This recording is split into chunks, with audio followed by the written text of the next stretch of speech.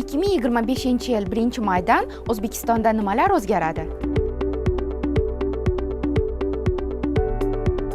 Kam ta'minlangan oilalar uchun kommunal to'lovlar bo'yicha kompensatsiyalar joriy etiladi.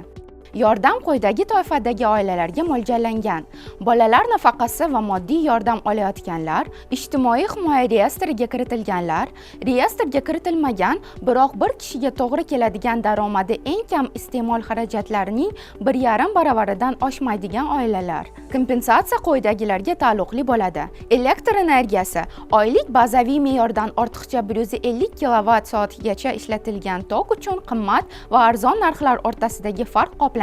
Tabiiy gaz: qishki mavsumda bazaviy me'yordan ortiqcha 250 kub metrgacha ishlatilgan gaz uchun farq to'lab beriladi.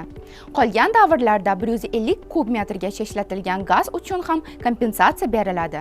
Ushbu choralar ehtiyojmand aholini qo'llab-quvvatlash va ularning kommunal xarajatlarini yengillashtirishga qaratilgan. Jismoniy shaxslar tomonidan shaxsiy, notijorat foydalanish uchun tovarlarni bojxonasiz olib kirishga quyidagi cheklovlar belgilanadi. Havo transportida 1000 AQSh dollargacha, temir yo'l va daryo transportida 500 AQSh dollargacha, avtomobil chegara punktlari orqali 300 AQSh dollargacha, xalqaro kuryerlik xizmati orqali 200 AQSh dollargacha, xalqaro pochta orqali 100 AQSh dollargacha. Shuningdek, eksport bojlarisiz bo'lgan hollarda qiymati 5000 AQSh dollargacha bo'lgan tovarlar bojxona deklaratsiyasiz olib chiqilishi mumkin. Yashil va IT loyihalarida kamida 5 nafar ayolning biznesini yo'lga qo'yishga ko'maklashgan 1000 nafar tadbirkor ustozga 50 million so'mgacha grant ajratiladi. Ijobiy kredit tarixiga ega ayollarga esa 100 million so'mgacha bo'lgan garovsiz kredit taqdim etiladi. Tadbirkorlikni rivojlantirish kompaniyasi kredit hisobidan uskunalar xarid qilayotgan ayollarga kafillik beradi.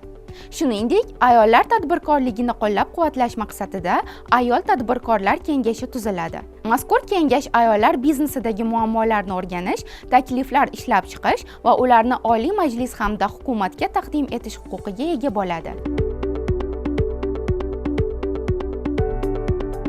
Davlat organlarining inson resurslarini boshqarish sohasidagi faoliyati maxsus baholash tizimi asosida baholanadi.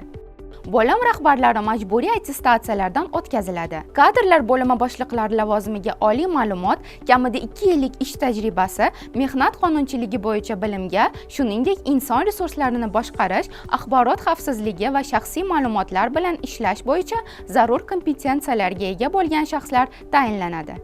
Jonli ijro etuvchi san'atkorlarning maxsus reyestrini shakllantirish rejalashtirilmoqda.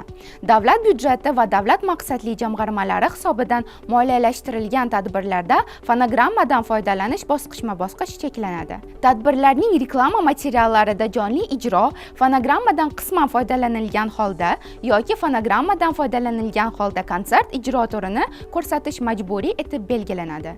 San'atkorlarga davlat mukofotlarini berishda ularning jonli ijro imkoniyatlari alohida inobatga olinadi.